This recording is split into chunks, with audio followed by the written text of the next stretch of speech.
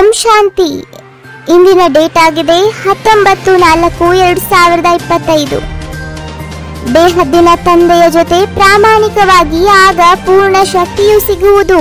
ಮಾಯೆಯ ಮೇಲೆ ವಿಜಯವಾಗುತ್ತಾ ಹೋಗುವುದು. ತಂದೆಯ ಬಳಿ ಮುಖ್ಯವಾಗಿ ಜ್ಞಾನದ ಅಥಾರಿಟಿ ಇದೆ. ಜ್ಞಾನ ಸಾಗರನಾಗಿದ್ದಾರೆ. ಆದ್ದರಿಂದ ನೀವು ಮಕ್ಕಳಿಗೆ ವಿದ್ಯೆಯನ್ನು ಓದಿಸುತ್ತಾರೆ. ತಮ್ಮ ಸಮಾನ ಜ್ಞಾನಪೂರ್ಣರನ್ನಾಗಿ ಮಾಡುತ್ತಾರೆ. ನಿಮ್ಮ ಬಳಿ ವಿದ್ಯೆಯ ಗುರಿ ಧ್ಯೇಯವಿದೆ. ವಿದ್ಯೆಯಿಂದಲೇ ನೀವು ಶ್ರೇಷ್ಠ ಪದವಿಯನ್ನು ಪಡೆಯುತ್ತೀರಿ. ತಂದೆಯಲ್ಲಿ ಶಕ್ತಿ ಇದೆ. ಮಕ್ಕಳಿಗೆ ರಾವಣನ ಮೇಲೆ ಜೈ ಗಳಿಸುವ ಯುಕ್ತಿಯನ್ನು ತಿಳಿಸಿಕೊಡುತ್ತಾರೆ. ಆದ್ದರಿಂದ ಅವರಿಗೆ ಸರ್ವಶಕ್ತಿವಂತನೆಂದು ಕರೆಯಲಾಗುತ್ತದೆ. ಇದು ಪಾಠಶಾಲೆಯಾಗಿದೆ. ಇದರಲ್ಲಿ ನೀವು ಯಾವ ಜ್ಞಾನವನ್ನು ಓದುತ್ತೀರೋ ಇದರಿಂದ ಶ್ರೇಷ್ಠ ಪದವಿಯನ್ನು ಪಡೆಯುತ್ತೀರಿ. ಇದೊಂದೇ ಪಾಠಶಾಲೆಯಾಗಿದೆ. ಇದನ್ನ ತಿಳಿದುಕೊಂಡಿದ್ದೀರಿ. ಯಾರು ಇಲ್ಲಿನವರಾಗಿದ್ದಾರೆಯೋ ಅವರೇ ಇಲ್ಲಿಗೆ ಬರುತ್ತಾರೆ. ನೀವು ಮಕ್ಕಳು ಸರ್ವಿಸ್ನ ಭಿನ್ನ ಭಿನ್ನ ಯುಕ್ತಿಗಳನ್ನು ರಚಿಸಬೇಕಾಗುತ್ತದೆ. ನೀವು ಸೇವಾಧಾರಿಗಳ ಸ್ಥಿತಿಯು ಬಹಳ ನಿರ್ಭಯ, ಅಡೋಲ ಮತ್ತು ಯೋಗಯುಕ್ತವಾಗಿರಬೇಕು. ಯೋಗದಲ್ಲಿದ್ದು ಸೇವೆ ಮಾಡಿದಾಗ ಸಫಲತೆ ಸಿಗಬಹುದು. ನೀವೆಲ್ಲರೂ ವಾನಪ್ರಸ್ಥಿಗಳಾಗಿದ್ದೀರಿ. ವಾನಪ್ರಸ್ಥಿ ಅರ್ಥಾತ್ ವಾಣಿಯಿಂದ ದೂರವಿರುವಂತಹ ತಂದೆಯ ಮತ್ತು ಮನೆಯನ್ನು ನೆನಪು ಮಾಡುವವರು.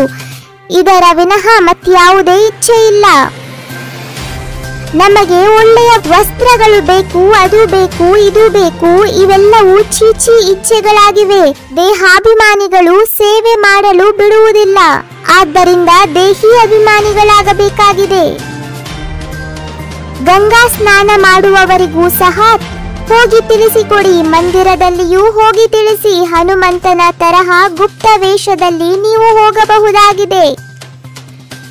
ಈ ಹಳೆಯ ಪ್ರಪಂಚವು ಸಮಾಪ್ತಿಯಾಗಲಿದೆ. ಎಲ್ಲ ಆತ್ಮಗಳಿಗೆ ಇದು ಅರ್ಥವಾಗುತ್ತದೆ. ಹೊಸ ಪ್ರಪಂಚವು ಸ್ಥಾಪನೆಯಾದಾಗ ಹಳೆಯ ಪ್ರಪಂಚದ ವಿನಾಶವಾಗುವುದು.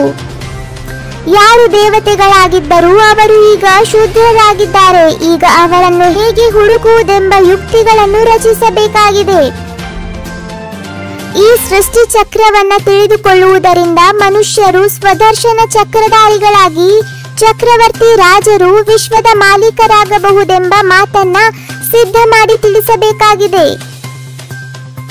ಯಾರು ಅವಿದ್ಯಾವಂತರಾಗಿರುವರೋ ಅವರಿಗೆ ಅನ್ಯರ ಪ್ರತಿ ಗೌರವ ಕೊಡುವುದು ಬರುವುದಿಲ್ಲ. ಯಾರೆಷ್ಟು ಹೆಚ್ಚಿನದಾಗಿ ಬುದ್ಧಿವಂತರಿರುತ್ತಾರೆಯೋ ಅವರಿಗೆ ಗೌರವ ಕೊಡಲೇಬೇಕಾಗಿದೆ. ಅವಿದ್ಯಾವಂತರಂತೂ ಅಮಾಯಕರಾಗಿರುತ್ತಾರೆ. ತಂದೆಯೂ ಸಹ ಬಂದು ಅವಿದ್ಯಾವಂತರನ್ನೇ ಮೇಲೆತ್ತುತ್ತಾರೆ. ಇತ್ತೀಚೆಗೆ ಮಹಿಳೆಯರನ್ನ ಮುಂದಿಡುತ್ತಾರೆ. ಯಾವಾಗ ಪ್ರಿಯತಮನು ನಡೆಯುವರೋ ಅವರ ಹಿಂದೆ ಮೆರವಣಿಗೆ ಹೊರಡುವುದು. ಇದು ಶಿವನ ಮೆರವಣಿಗೆಯಾಗಿದೆ. ಶಂಕರನ ಮಾತಿಲ್ಲ. ಒಬ್ಬರೇ ಪ್ರಿಯತಮನಾಗಿದ್ದಾರೆ. ತಿನ್ನುವ ಕುಡಿಯುವ ಚೀಚಿ ಇಚ್ಛೆಗಳನ್ನು ಬಿಟ್ಟು ದೇಹಿ ಅಭಿಮಾನಿಯಾಗಿ ಸರ್ವಿಸ್ ಮಾಡಬೇಕಾಗಿದೆ. ಅಲೆದಾಡುತ್ತಿರುವ ಆತ್ಮರಿಗೆ ಮಾರ್ಗವನ್ನ ತಿಳಿಸುವ ಯುಕ್ತಿಯನ್ನು ರಚಿಸಬೇಕಾಗಿದೆ. ಎಲ್ಲರ ಕಲ್ಯಾಣ ಮಾಡಬೇಕಾಗಿದೆ. ನೀವು ಸೆಕೆಂಡಿನಲ್ಲಿ ಸ್ವಪರಿವರ್ತನೆಯಿಂದ ವಿಶ್ವ ಪರಿವರ್ತನೆ ಮಾಡಬಲ್ಲಿರಿ. ಕೇವಲ ಅಭ್ಯಾಸ ಮಾಡಿ. ಈಗೀಗ ಕರ್ಮಯೋಗಿ, ಈಗೀಗ ಕರ್ಮಾತೀತ ಸ್ಥಿತಿ,